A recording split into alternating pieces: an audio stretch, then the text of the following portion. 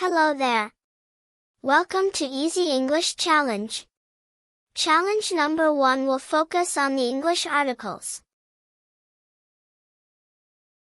Given the following passage.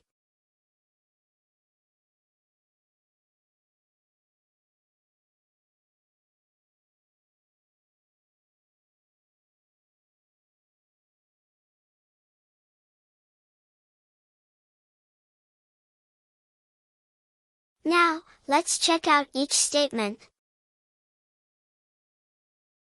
Here is the particles for the first statement.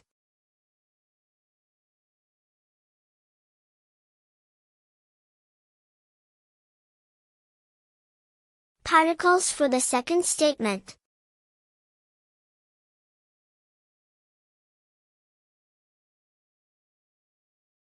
Particles for the third statement.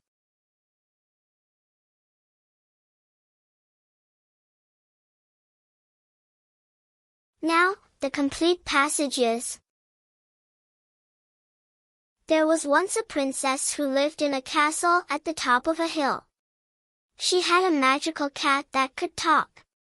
One day, the princess and the cat decided to go on an adventure in a nearby forest.